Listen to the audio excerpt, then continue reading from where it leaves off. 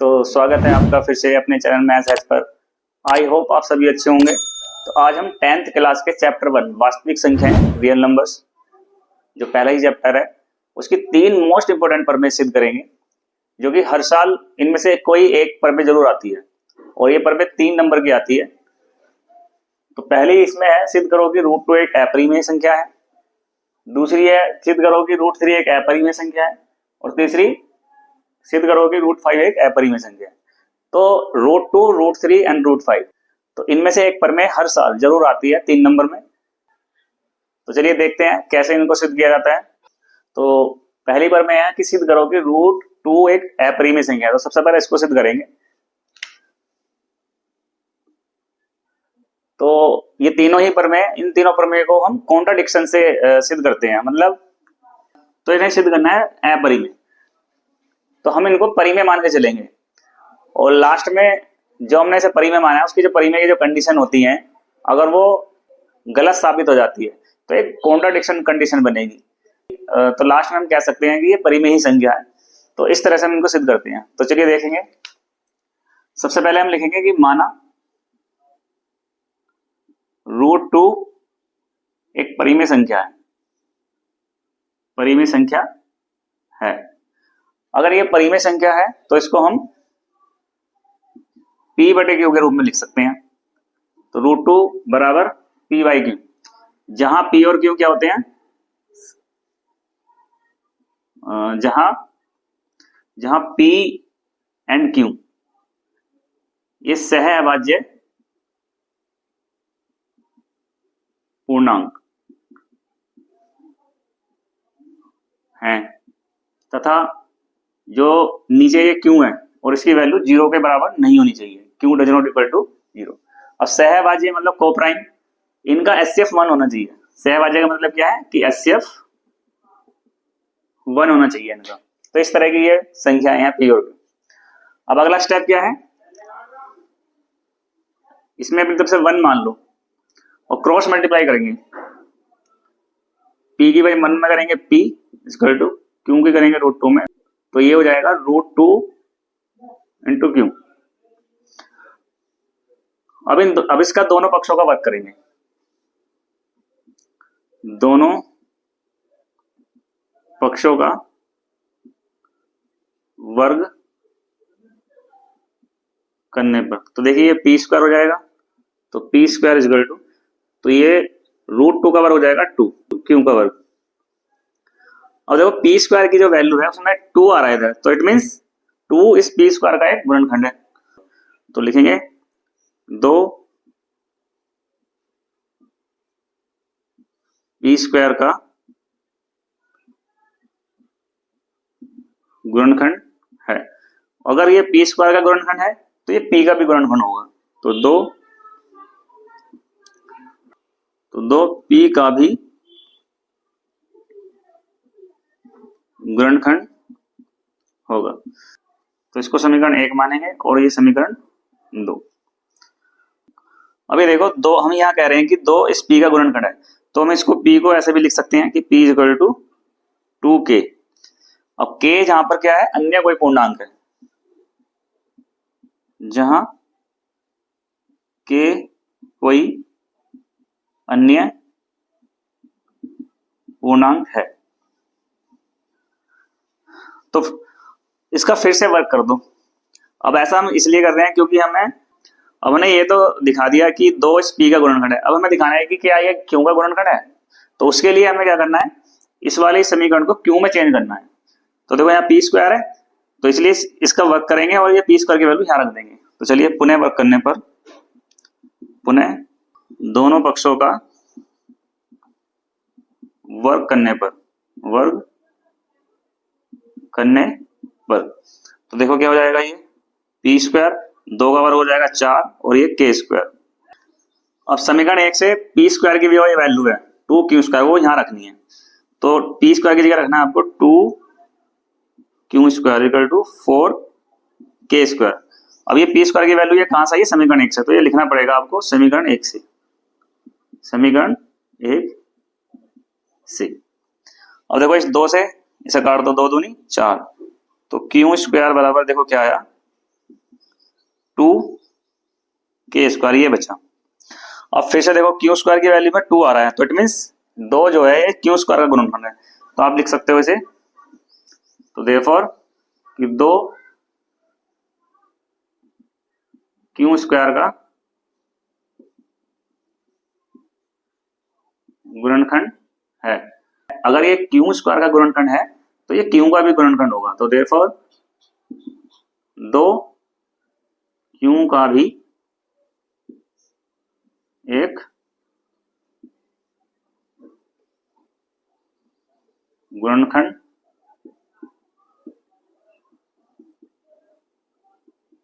होगा। इसे मानो समीकरण 3।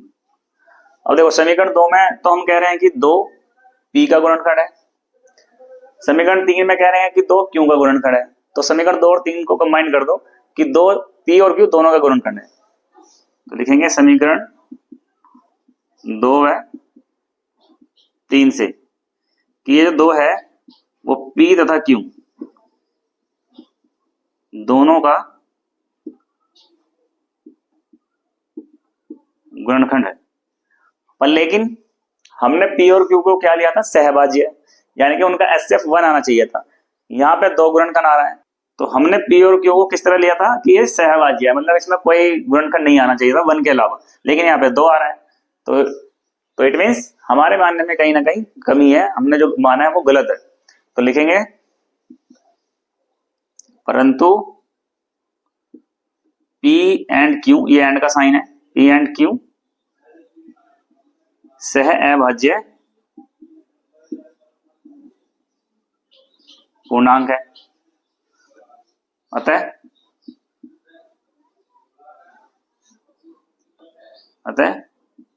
यह एक विरोधाभासी अवस्था है। विरोधाभासी अवस्था का मतलब है जो हमने माना था ये उसके विरुद्ध कंडीशन आई है, तो हमने जो माना था वो गलत माना है, तो इट मीन्स लास्ट में आप लिख सकते हो, तो देयरफॉर हमने इसको परिमेय माना था, तो ये परिमेय नहीं है, तो ये अपरिमेय ही है, तो हम इसे, तो लास्ट में एक लाइन लिखेंगे, √2 एक अपरिमेय संख्या है। तो इस तरह से इन प्रमेय को सिद्ध करते हैं, तो pause the video and note it down. तो चलिए अगले प्रमेय देखते हैं, √3 को कैसे सिद्ध करेंगे कि यह अपरिमेय संख्या है। तो अगली प्रमेय है कि सिद्ध करो कि √3 एक अपरिमेय संख्या है। तो अब √3 को अपरिमेय संख्या दिखाना है, तो पहला स्टेप है कि √3 को हमें परिमेय मानना है, कि माना √3 एक परिमेय संख्या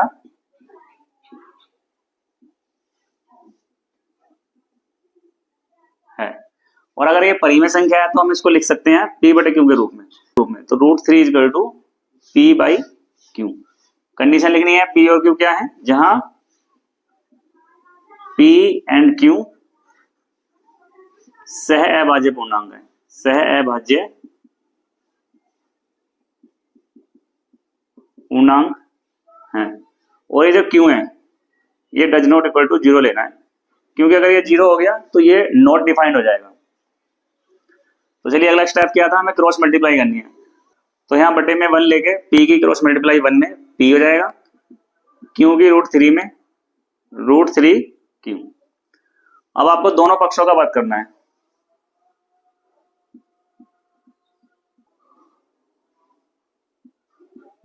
दोनों पक्षों का वर्ग करने पर ये हो जाएगा p² इज इक्वल टू √3 का वर्ग 3 और q का वर्ग q²। तो अब देखिए p² की जो वैल्यू उसमें इधर 3 आ रहा है, तो इट मीन्स 3 जो है, तो ये 3 जो है p² का एक गुणनखंड है, तो इसे हम लिखेंगे, तो देयरफॉर 3p² का गुणनखंड है, और अगर ये p² का गुणनखंड है तो p का भी गुणनखंड होगा, तो 3p का भी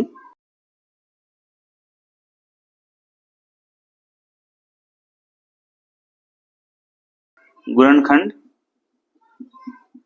होगा। इसको समीकरण 1 मान लो और इसको मानो समीकरण 2। अब देखो इसको, ये p² का गुणनखंड है, अगर मान लिया ये 6 का वर्ग है, अब 2 देखो इस 6 का वर्ग यानी कि 36 का गुणनखंड है, तो 6 का भी तो होगा, 2 से अगर 6 का वर्ग है 36, तो 2 से 36 कट जाएगा पूरी तरह, 2 एकम 2, 2 28 वाला। अब इसका वर्ग हटा दो, ये बचेगा 6, तो 2 इसका भी गुणनखंड होगा 6 का, तो ये वही चीज है। तो अब देखो 3 पी का गुणनखंड है, तो हम इसको लिख सकते हैं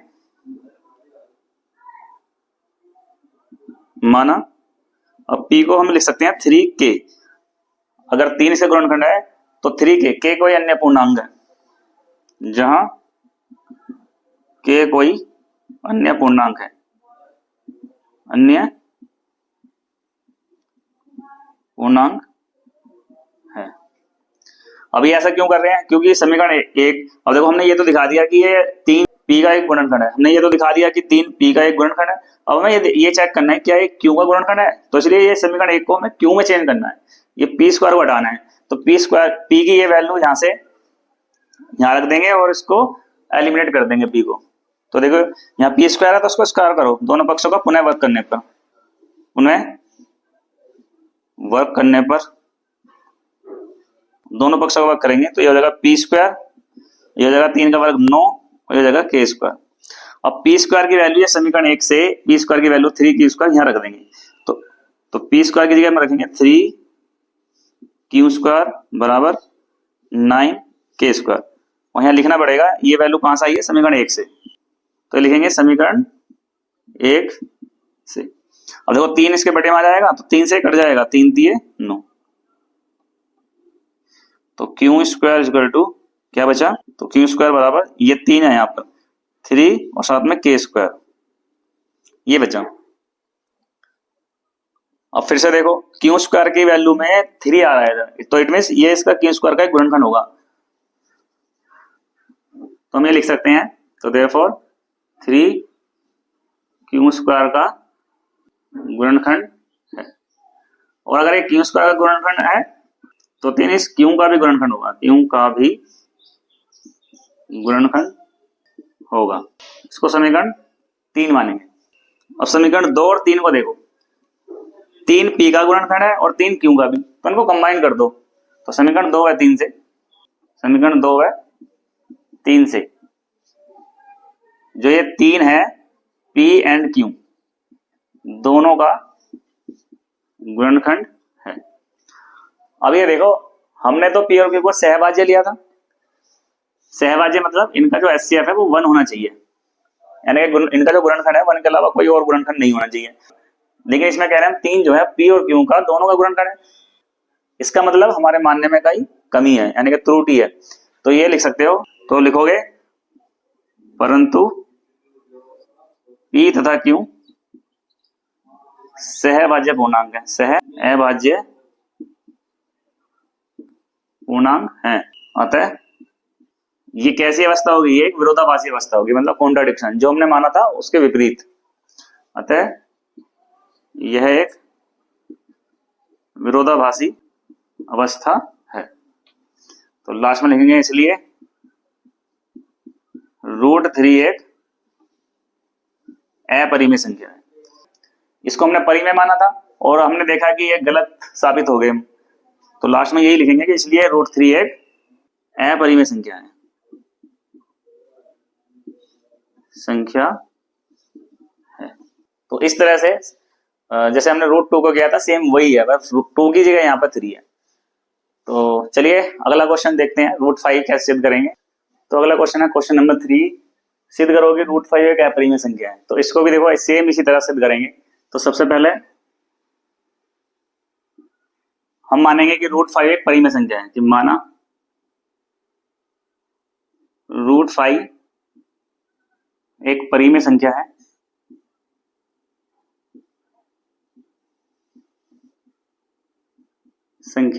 है। और अगर ये परिमेय संख्या है तो हम इसको p/q के रूप में लिख सकते हैं। तो √5 बराबर p/q इस रूप में से लिख सकते हैं, क्योंकि परिमेय संख्या को हम p/q के रूप में लिख सकते हैं, जहां p और q क्या है, सहभाज्य पूर्णांक। तो ये लिखेंगे साइड में, जहां p तथा q सहअभाज्य पूर्णांक है, और ये क्यों, तथा Q does not equal to 0। और Q की वैल्यू 0 नहीं होनी चाहिए, क्योंकि अगर Q की वैल्यू 0 हो जाती है तो 0 से हम किसी भी संख्या को डिवाइड करते हैं तो वो नॉट डिफाइन हो जाएगा। तो चलिए अब क्रॉस मल्टीप्लाई करेंगे, इसके नीचे अपनी तरफ से 1 लगा लेंगे, तो P की गुणा 1 में P आएगा और Q की गुणा √5 में, तो ये √5 Q। अब क्या करेंगे, दोनों पक्षों का वर्ग करेंगे। अगला स्टेप यही है कि दोनों पक्षों का वर्ग करने पर, दोनों पक्षों का वर्ग करने पर, तो देखो इसका वर्ग करेंगे तो ये हो जाएगा p², √5 का वर्ग करेंगे तो ये आएगा 5 और Q का वर्ग करेंगे तो ये हो जाएगा Q²। और देखो p² की वैल्यू में 5 आ रहा है, तो हम यहाँ लिखेंगे कि ये 5 जो है p² का एक गुणनखंड है। तो देयरफॉर 5 p² का एक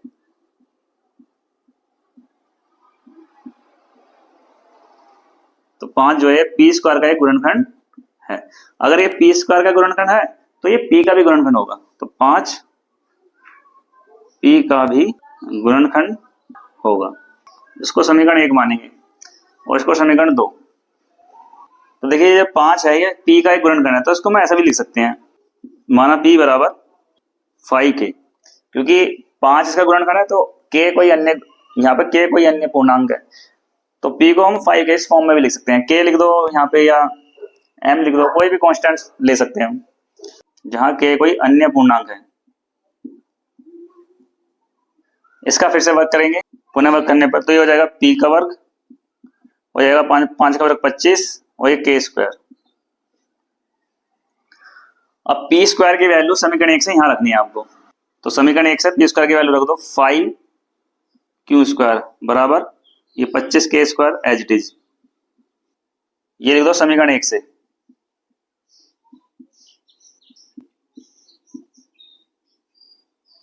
तो ये वैल्यू हमने कहां से रखी है, समीकरण 1 से। अब देखो ये 5 इसके बटे में आएगा तो ये कट जाएगा, 5 पंजे 25, तो ये बचेगा q² बराबर 5k²। तो यहाँ देखिए q² की वैल्यू में 5 आ रहा है, तो इट मींस 5 इस q² का भी गुणनखंड है, तो हम लिखेंगे तो देयरफॉर 5 q² का गुणनखंड है। अगर ये q² का गुणनखंड है तो q का भी होगा, q का भी एक गुणनखंड होगा। समीकरण 3। अब समीकरण 2 और 3 को कंबाइन करेंगे, समीकरण 2 व 3 से, समीकरण 2 व 3 से 5 p का गुणनखंड है और 5 q का गुणनखंड है, तो इट मींस 5 p और q दोनों का गुणनखंड है, तो हम लिखेंगे 5 p एंड q दोनों का गुणनखंड है। अब ये जरा देखो, हमने तो p और q को क्या लिया था, सहभाज्य, मतलब उनका HCF 1 होना चाहिए था। सहभाज्य मतलब HCF 1, गुणनखंड 1 के अलावा कोई नहीं आना चाहिए, लेकिन यहाँ पे गुणनखंड आ रहा है 5, तो इसका मतलब हमारे मानने में कोई कमी हुई है, तो हमारे मानने में गलती है, त्रुटि है, तो ये एक विरोधाभासी अवस्था है। तो हम लिखेंगे तो परंतु p एंड q सहभाज्य पूर्णांक है,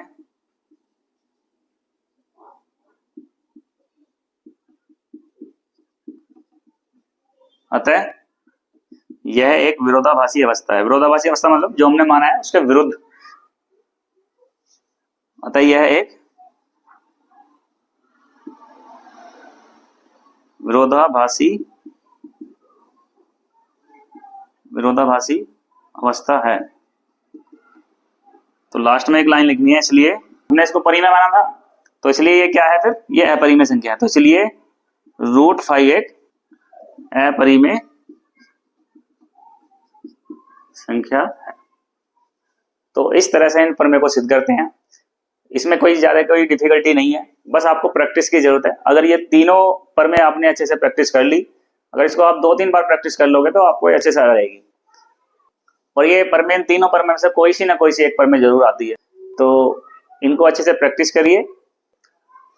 तो आई होप आपको ये वीडियो पसंद आई होगी। वीडियो पसंद आई तो लाइक करें और चैनल को सब्सक्राइब करें, अपने दोस्तों को शेयर भी करें। चलिए मिलते हैं अगली वीडियो में।